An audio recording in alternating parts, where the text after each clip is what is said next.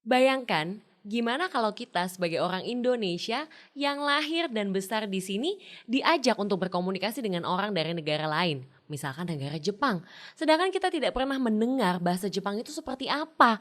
Bingung nggak tuh? Nah, kita paling lancar dan paling nyaman ketika kita menggunakan bahasa Indonesia. Dan yang paling penting, kita juga paling paham ketika orang lain berbicara dengan kita dengan menggunakan bahasa Indonesia. Tapi apakah artinya kita tidak bisa berbicara sama sekali dengan bahasa lain? Tentunya ketika kita mau coba buat belajar, kita bisa menggunakan bahasa Jepang. Nah, begitu pula halnya dengan love language atau bahasa kasih. Oleh karena itu kita akan bahas sama-sama supaya kita bisa berkomunikasi dengan orang lain secara efektif, terutama dengan pasangan, supaya cinta kita tidak ditolak. Mari kita bahas sama-sama. Kita ambil contoh, misalkan ada cewek yang sering ngeluh, kenapa sih cowok aku gak pernah kasih aku hadiah? Tapi di saat yang sama cowoknya juga merasa, hei rumah aku tuh di Kelapa Gading, aku jemputin kamu setiap hari di Tanjung Duren, tapi aku gak pernah mengeluh. Nah, itu artinya apa tuh? Yang cewek minta hadiah, tapi yang cowok merasa aku sudah sering jemputin kamu loh. Nah, teman-teman, itu adalah salah satu contoh yang mungkin sering kita temui dalam relasi. Jadi, problemnya itu bukan lack of communication atau ketika komunikasinya kurang. Justru ketika kita tetap sih teleponannya sih sering, ngobrolnya juga sering, tapi tidak efektif.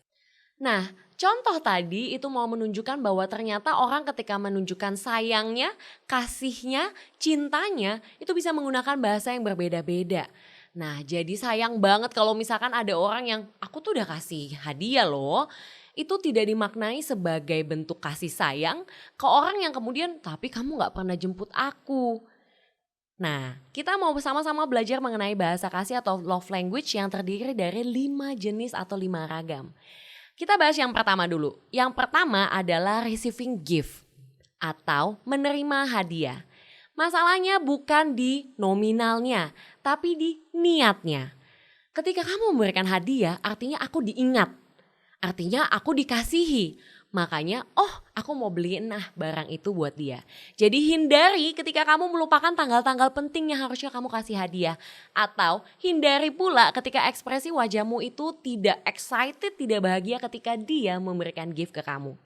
Yang kedua adalah act of service yang bertujuan untuk meringankan beban dengan tulus.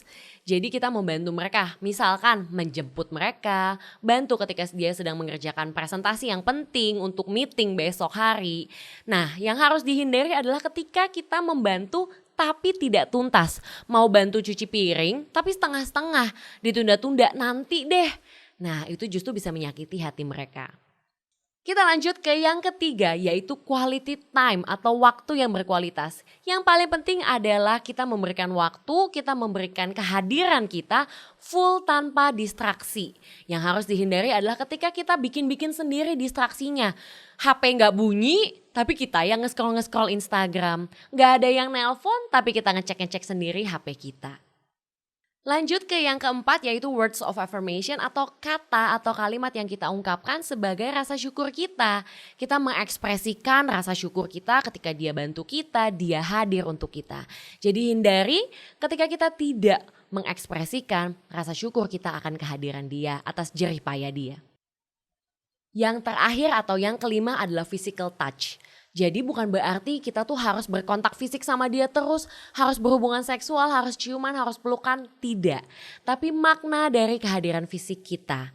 Jadi jangan sampai kita mengabaikan dia secara fisik atau bahkan melakukan physical abuse. Nah itu tadi 5 love language atau bahasa kasih. Dan yang paling penting it works both way. Artinya kalau kamu punya bahasa kasih physical touch, kamu akan mengungkapkan sayangmu dengan menyentuh secara fisik. Dan di saat yang sama kamu berharap pasanganmu juga menyentuh kamu secara fisik sebagai bentuk sayangnya dia. Makanya kalau yang cewek tadi sukanya dikasihnya gift, pada saat yang sama dia akan memberikan gift ke cowoknya. Dia akan kasih ban pinggang, dia akan kasih kemeja. Dan ketika cowoknya nggak paham, maka cowoknya akan merasa, ya udah ini ban pinggang, ya udah ini kemeja.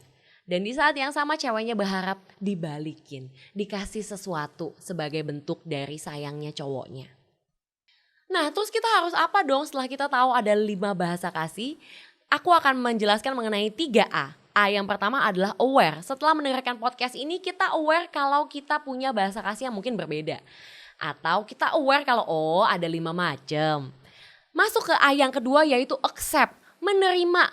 Terima kalau ada kekurangan dan kelebihan dari perbedaan love language itu.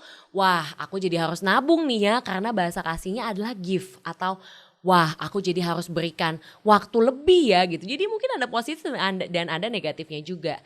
Lalu A yang terakhir, adapt, beradaptasi. Ternyata bahasa kasih aku berbeda dengan pasanganku. Then I have to learn. Maka aku harus belajar untuk paham, untuk ngerti. Ngeles bahasa Jepang sama ngeles bahasa quality time. Karena aku gak pernah menggunakan bahasa itu. Terus gimana kalau aku gak punya pasangan, aku gak punya pacar, apakah podcast ini tidak bermanfaat untukku? No. Love language juga bisa diberikan kepada dirimu sendiri. As an act of self-love. Sebagai aksi dari ya kamu menyayangi dirimu sendiri. Kalau kamu memang punya bahasa kasihnya adalah quality time, maka berikan waktu untuk dirimu sendiri. After a long meeting, kamu bisa massage dirimu, kayak pijat-pijat kakimu sendiri, atau listen to your favorite music. It's also an act of love language. Oke, setelah kita belajar mengenai 5 love language, kita juga belajar tentang 3A dan kita juga belajar bahwa itu bisa diaplikasikan ke diri sendiri. Semoga teman-teman kemudian bisa mengaplikasikan love language, lebih memahami dan juga lebih bisa mengaplikasikan love language ini dalam kehidupan sehari-hari. Bila teman-teman masih memiliki masalah dengan pasangan berkaitan dengan komunikasi atau konflik-konflik lain di dalam hubungan, feel free untuk hubungi kami di www.bicarakan.id. Saya Angelia Lestari Kristiani, psikolog klinis dewasa. Sampai ketemu di podcast berikutnya.